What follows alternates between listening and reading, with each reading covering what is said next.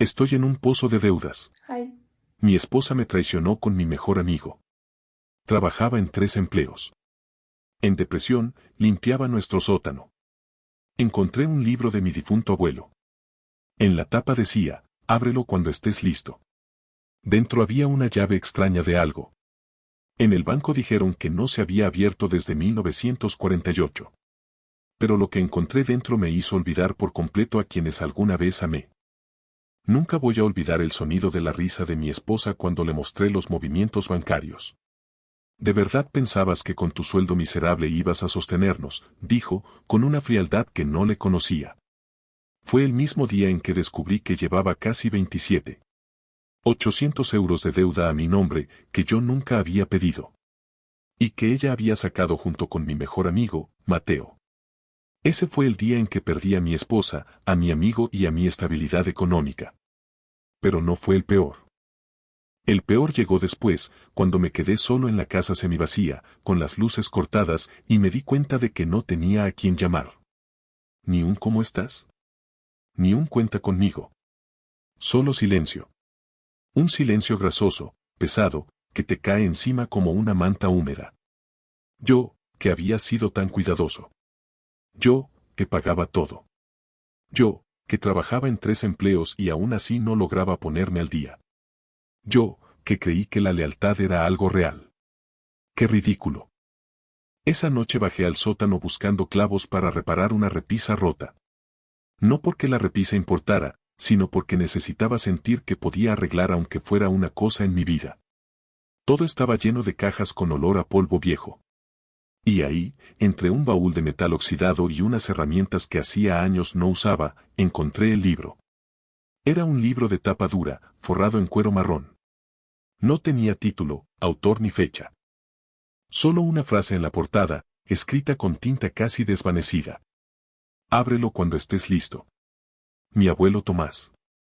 Ese hombre que siempre hablaba poco, pero veía todo.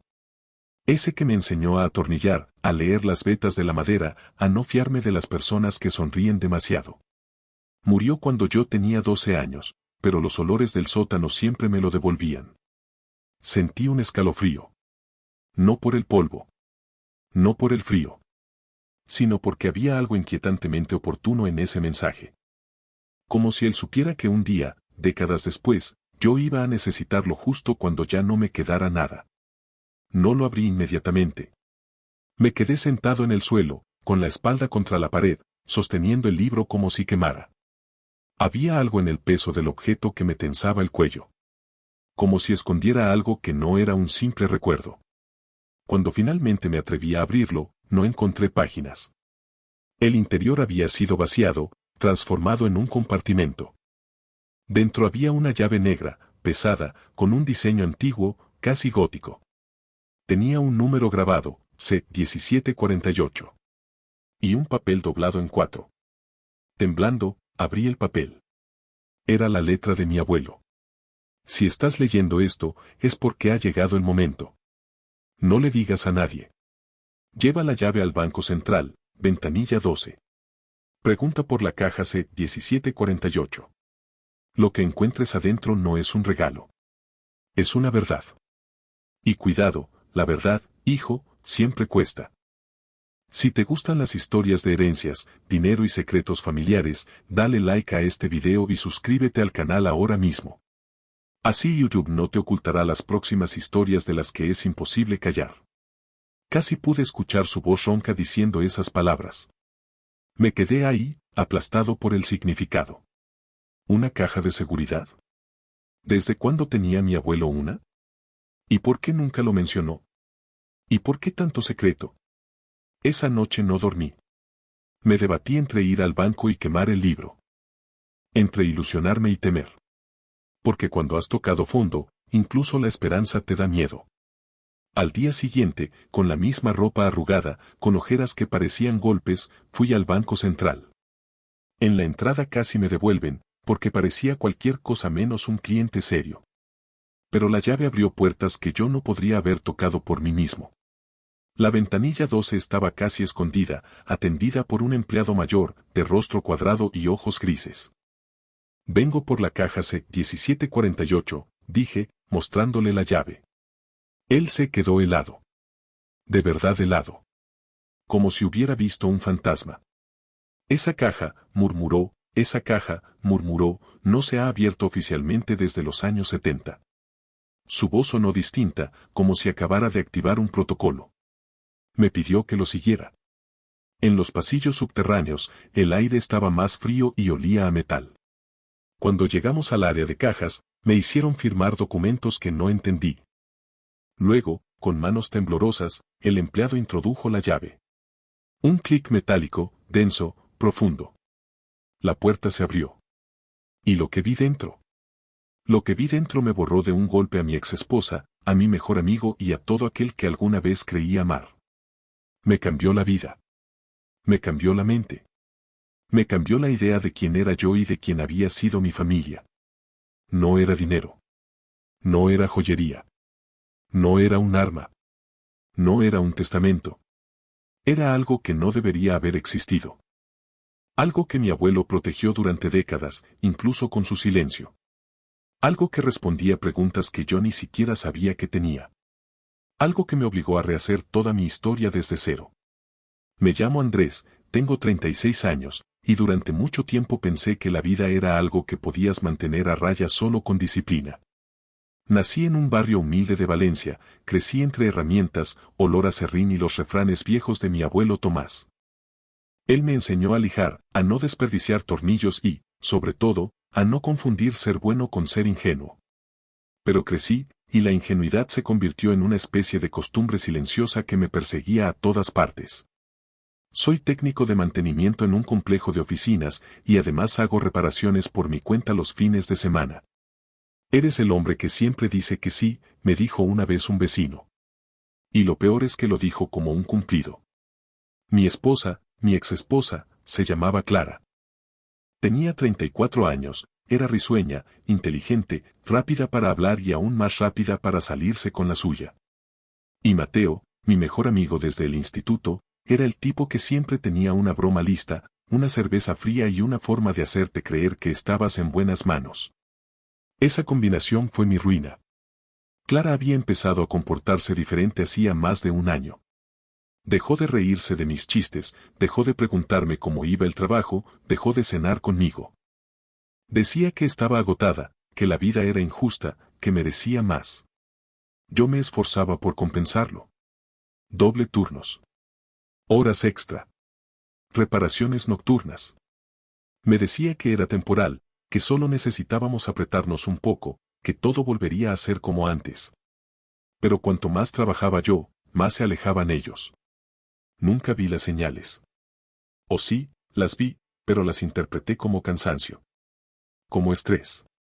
Como eso que te dices para evitar admitir que la persona que amas ya no está ahí. Que te ha soltado sin avisar. Mi vida era un péndulo entre trabajar, llegar a casa tarde y escuchar cómo Clara me hablaba de gastos, facturas y cosas que tú no entiendes. Yo asentía. Siempre asentía. Porque en mi cabeza, decir que no era una forma de fallar. Y porque, aunque no lo admitía, tenía miedo a enfrentar la verdad. La traición se completó meses antes de que yo me enterara. Mateo venía seguido a casa cuando yo no estaba. Clara decía que era para revisar la caldera, el router, las tuberías. Me parecía raro que un arquitecto supiera tanto de eso, pero no tenía energía para sospechar. Yo solo quería que Clara sonriera como antes, que me mirara de frente, que me dijera que íbamos a estar bien. Me equivoqué. Nos hundimos más. Yo comencé a dormir menos, a comer mal y a sentir esa presión en el pecho que te avisa que algo se está rompiendo por dentro. Pero aún así trabajaba. 3 empleos. Toda mi vida convertida en un intento desesperado de sostener algo que ya estaba muerto. Y en medio de todo eso, apareció la deuda. Un martes por la tarde, agotado tras limpiar un filtro lleno de moho en el edificio, pasé por el banco para consultar porque mi cuenta estaba en números rojos. Era imposible. Yo era meticuloso. Llevaba un cuaderno entero con mis gastos. No había manera de que tuviera un agujero tan grande. Tiene varios préstamos vigentes, me dijo la empleada, preocupada. Son casi 28.000 euros. Sentí un bostezo frío en el estómago. ¿Qué préstamos? Pregunté. Estos dos, firmados hace 9 meses, y este otro, hace 3 semanas. Están a su nombre. Yo miré las firmas. Eran mías. O parecían mías. Con las manos temblando, marqué el número de Clara. No contestó. Llamé a Mateo. Silencio. Cuando llegué a casa, encontré solo sus maletas y una nota escrita en una página arrancada de un cuaderno de dietas. No podía más. No eres suficiente. Necesito otra vida. No un lo siento. No un hablemos. No un te debo algo. Nada. La casa se sintió pequeña. Vacía. Gris. Me dejé caer en el sofá y no lloré. No podía. Era como si el cuerpo estuviera hueco. Como si me hubieran apagado desde dentro. Los días siguientes fueron una espiral hacia abajo. Descubrí que habían usado mis datos, mi firma, mis documentos, mi confianza. Clara y Mateo habían hecho transferencias, compras, movimientos. Les importaba tan poco todo que habían dejado un rastro casi infantil. Y aún así, la policía me dijo que sería difícil probarlo. Que eran cosas de pareja. Que quizás yo sí había firmado. Entonces vino lo peor, el trabajo empezó a resentirse. Llegaba tarde. Dormía mal. Mi jefe me llamó 2 veces para hablar con seriedad. Yo asentía, pedía disculpas, prometía mejorar. Pero no funcionaba. Había días en los que me quedaba paralizado, mirando la pared, sin saber por dónde empezar. Lo único que sentía era un cansancio tan profundo que parecía físico, como si me hubieran cargado piedras en la espalda. La casa también empezó a desmoronarse. Literalmente. Una repisa se cayó. Un enchufe sacó chispas. La lavadora empezó a hacer un sonido como de motor ahogándose. Pero no tenía fuerzas para arreglar nada. Y cada objeto roto parecía hablarme, recordándome que yo también estaba roto. Fue en uno de esos días, cuando ya no diferenciaba un sábado de un lunes, cuando bajé al sótano buscando una distracción. No tenía intención de encontrar nada. Solo quería limpiar algo, ordenar algo, sentir por un segundo que tenía control sobre una parte, aunque mínima, de mi vida.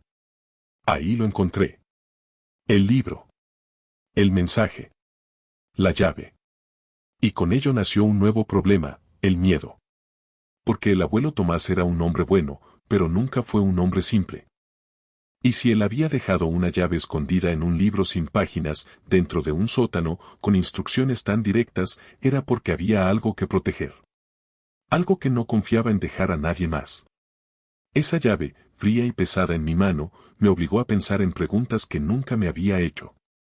¿Quién había sido realmente mi abuelo? ¿Por qué una caja en el Banco Central? ¿Por qué desde 1948? ¿Y por qué yo? ¿Por qué ahora? Mi vida ya estaba en ruinas. Pero lo que había dentro de esa caja, lo que fuera que él quiso guardarme, podía terminar de destruirme, o podía ser la única oportunidad de salir del agujero.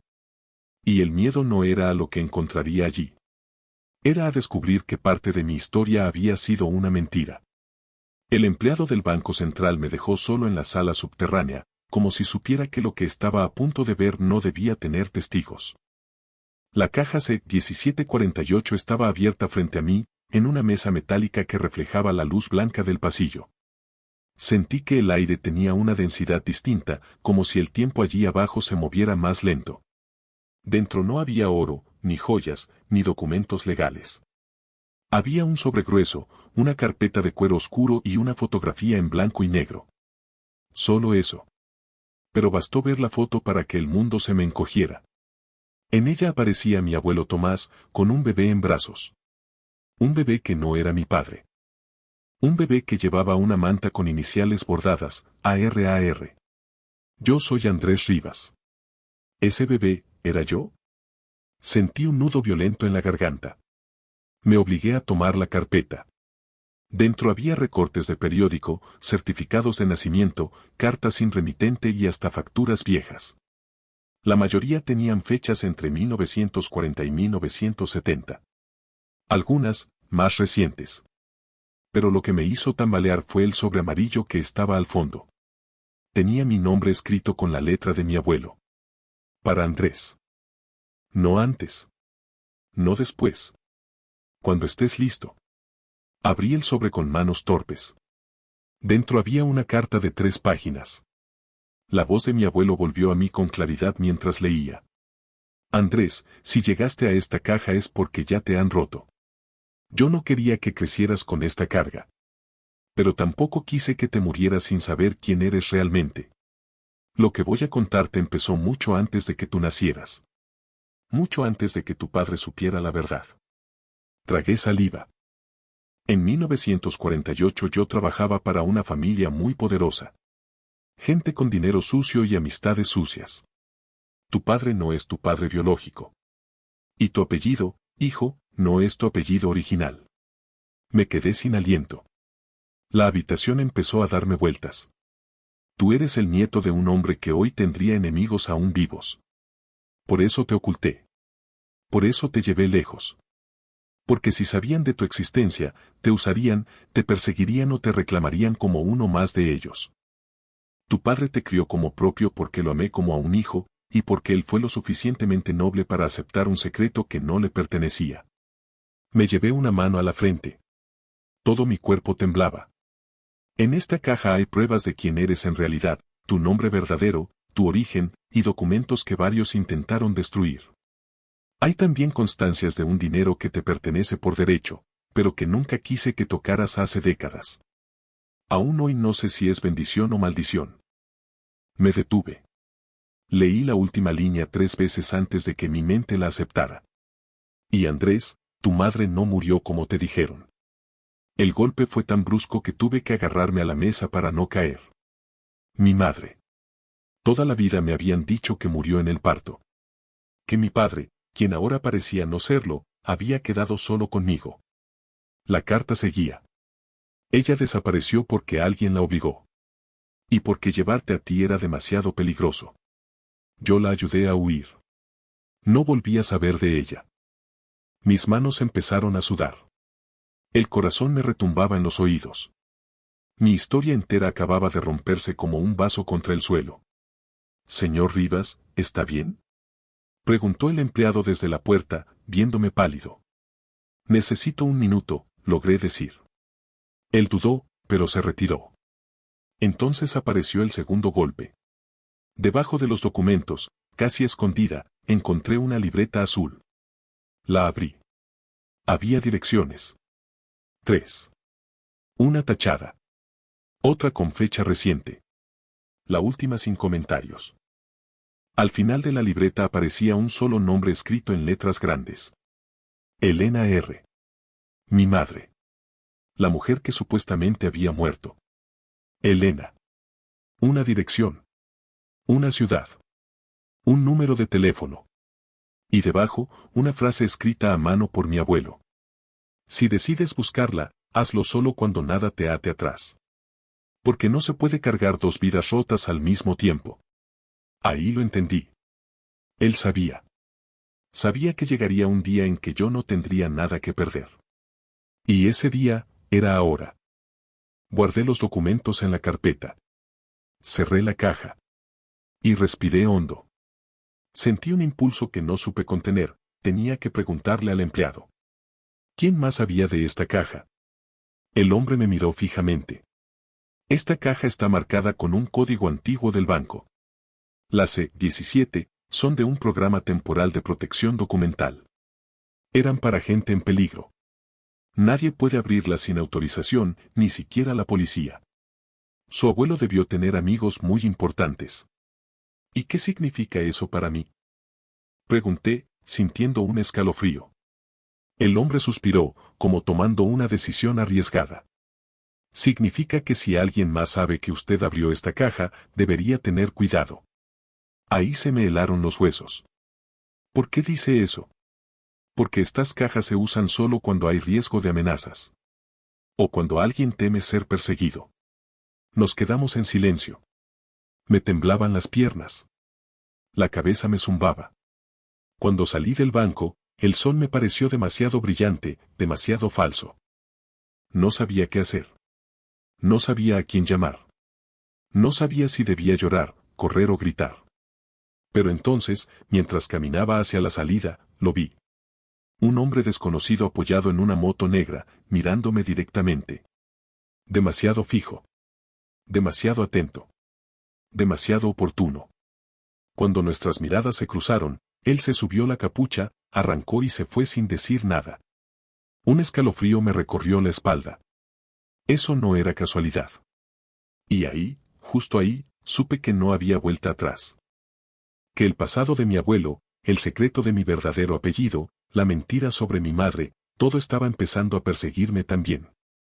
Y que el hombre en la moto había venido por mí. Cuando salí del Banco Central, la sensación de que alguien me observaba era tan persistente como un zumbido.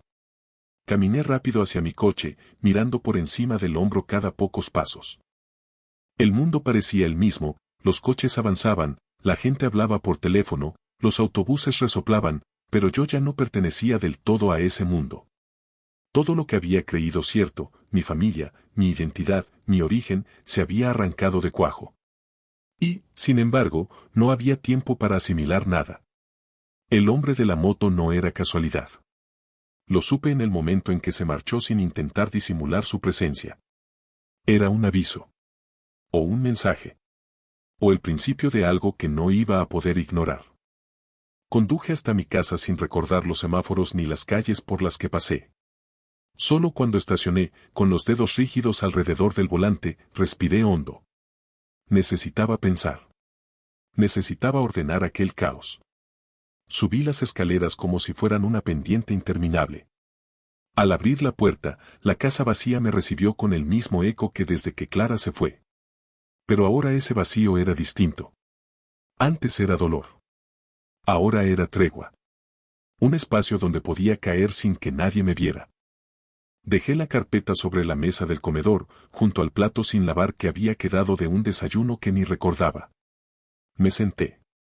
Abajo de las luces tenues de la sala, volví a revisar los documentos, intentando entender un rompecabezas que llevaba décadas escondido. Había un certificado de nacimiento con otro nombre. Había una fotografía antigua de una mujer joven, mi madre, con ojos que parecían decir algo urgente. Había una carta fechada 5 años antes de mi nacimiento, donde se mencionaba una familia peligrosa, una deuda de sangre y la necesidad de esconder al hijo no nacido. Cada línea era una revelación que me dejaba más exhausto. Me quedé mirando el techo. Las palabras de mi abuelo volvieron a mi mente. No cargues 2 vidas rotas al mismo tiempo. Y entonces pensé en Clara. En Mateo. En la traición. Toda esa destrucción, todo ese abandono, quizás había sido necesario. Porque si ellos siguieran aquí, yo no habría tenido la libertad, ni el valor, de abrir esa caja. La peor parte fue admitir que, en el fondo, mi abuelo tenía razón. A veces la vida tiene que vaciarse por completo para poder llenarse de otra cosa. Me levanté para prepararme un café, pero un ruido me detuvo. Un golpe seco en la ventana del salón. Como si alguien hubiera tocado con los nudillos. Me acerqué con cuidado. Afuera no había nadie. Solo la calle oscura, un coche pasando lento y el viento moviendo hojas. Estás paranoico, murmuré para mí mismo. Pero la frase no hizo más que empeorar la sensación. Decidí entonces que no podía quedarme allí. La dirección de la libreta, la más reciente, ardía en mi mente como un faro. Era de Zaragoza. Una casa en las afueras. Si había una posibilidad de encontrar a mi madre, tenía que tomarla. No podía permitir que los años siguieran pasando con la duda clavada en el pecho. Metí la carpeta, la foto, la libreta y el sobre en una mochila vieja. Me cambié la camiseta por una más gruesa, me puse la chaqueta y apagué todas las luces. Iba a salir cuando escuché un crujido en la escalera del edificio. Pasos lentos. Pisadas medidas. No era el vecino del tercero, él arrastraba los pies, ni la mujer del segundo, sus tacones sonaban claros. Esto era otra cosa. Alguien subía. Despacio. Como quien se orienta por sonido. Se me aceleró el corazón. Apagué el móvil por instinto. Los pasos se detuvieron justo frente a mi puerta. Se hizo un silencio espeso, casi irreal. Me quedé inmóvil, conteniendo la respiración. Podía escuchar perfectamente mi pulso en los oídos. Unos dedos tocaron el pomo. Lo intentaron girar. No se dio. El seguro estaba puesto. La persona al otro lado se quedó quieta unos segundos que parecieron horas. Luego, los pasos retrocedieron. 1, 2, 3 escaleras hacia abajo. Y después, nada. Silencio. Me quedé apoyado en la pared, con la espalda temblando. Ese hombre, él sabía dónde vivía. O sabían. Quien fuera que persiguiera el pasado de mi abuelo, también me había encontrado a mí. Eso cambió todo. Apreté la mochila contra el pecho y salí por la puerta trasera del edificio, la que daba al estacionamiento.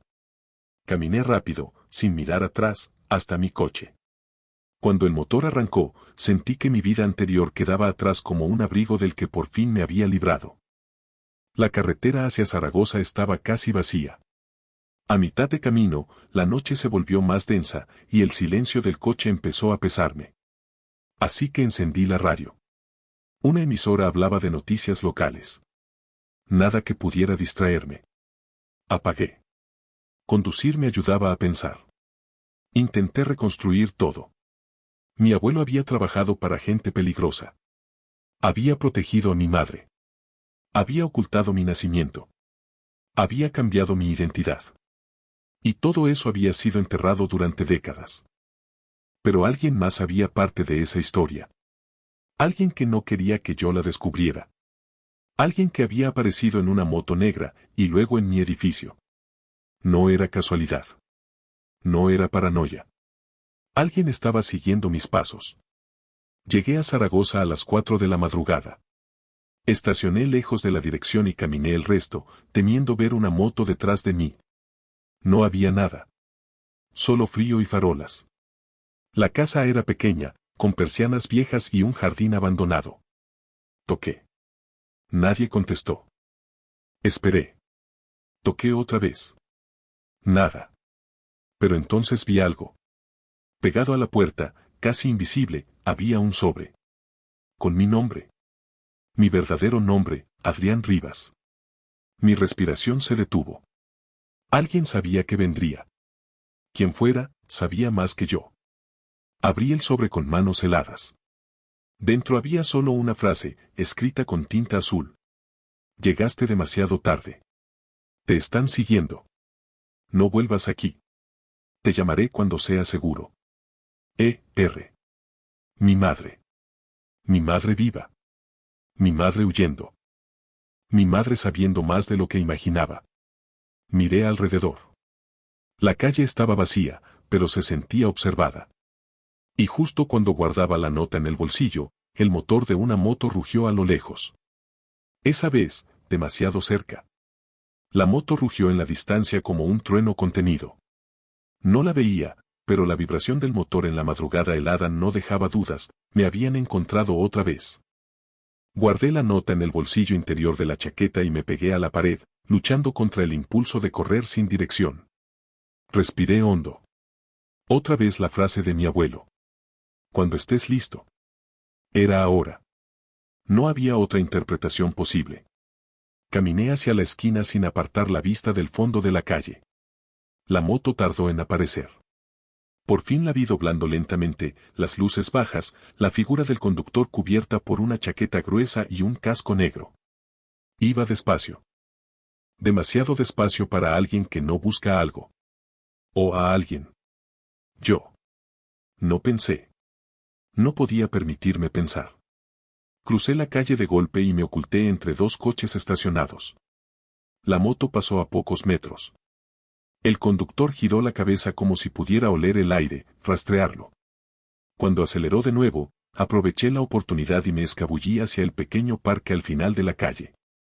Era un lugar abierto. Un error táctico. Pero era eso o dejar que me acorralara frente a las casas. Llegué al parque. Las luces amarillentas apenas iluminaban los columpios vacíos. El frío se sentía en los huesos. Y justo ahí, bajo un árbol torcido, sonó mi móvil. Un número desconocido. Por un segundo pensé que era él. El hombre de la moto. Alguien del pasado de mi abuelo.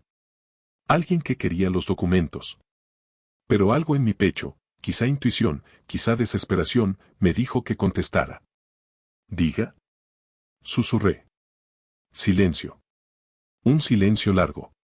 Luego, una respiración temblorosa. Andrés, o debería decir.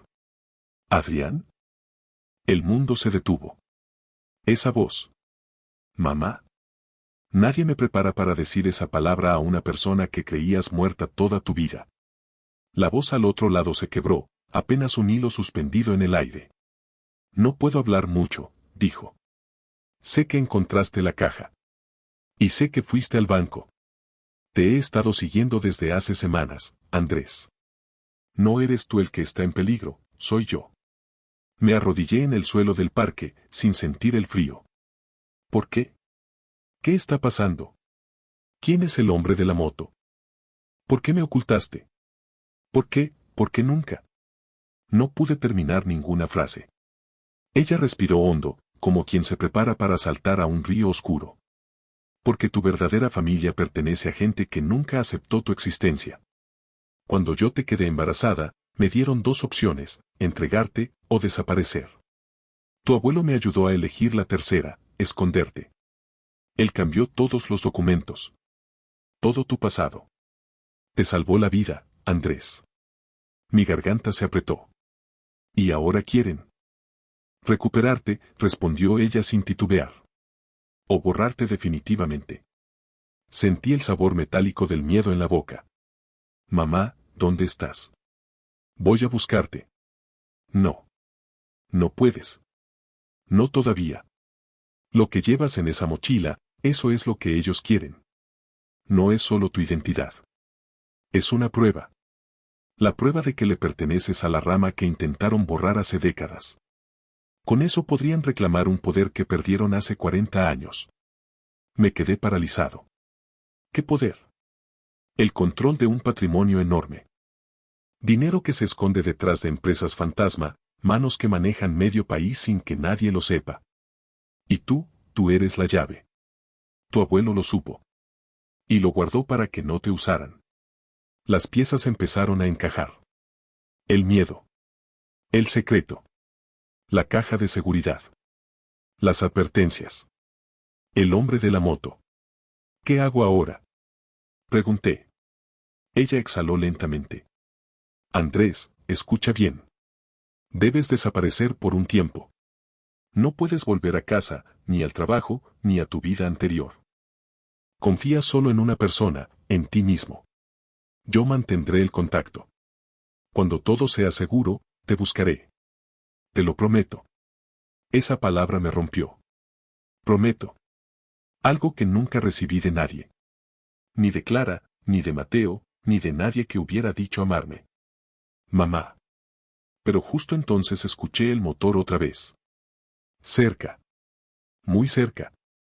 Me levanté de golpe. Tengo que colgar. Susurré. Andrés, recuerda, tu vida no era una mentira. Solo estaba incompleta, dijo ella. Ahora sí puedes empezar a vivir de verdad.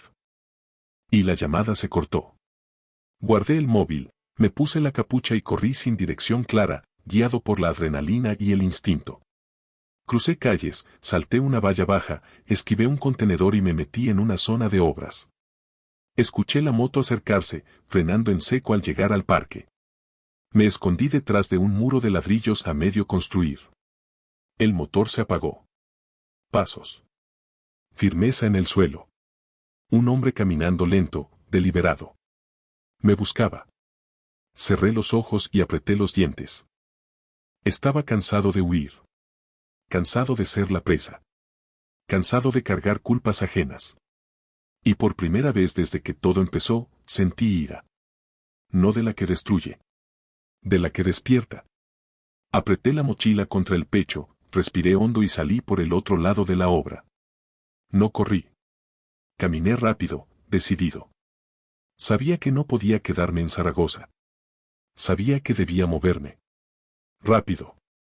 Preciso. Invisible. Tomé un autobús hacia otra ciudad sin mirar los destinos. Solo subí. Me senté junto a la ventana. Guardé la mochila entre mis piernas. Y ahí, cuando por fin el autobús se puso en marcha, sentí algo por primera vez en meses. No miedo. No dolor. No confusión. Libertad. Una libertad profunda. Salvaje. Terrible. La libertad de quien lo ha perdido todo, sí, pero también la libertad de quien ya no tiene nada que perder. Miré mi reflejo en la ventana. Andrés. Adrián. Hijo de una historia borrada.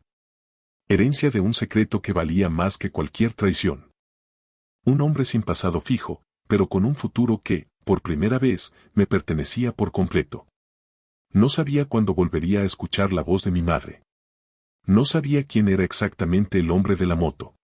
No sabía qué querían hacer conmigo esas personas del pasado. Pero si sabía esto, mi historia ya no estaba patas arriba. Apenas estaba empezando a darse vuelta. Mi abuelo lo había previsto. Mi madre me había avisado. Y yo, por fin, estaba listo. Bajé la mirada, apreté la mochila y murmuré en voz baja, casi para mí mismo. Ahora empiezo yo. Y por primera vez, no tenía miedo del futuro. Ahora empiezo yo. Suscríbete.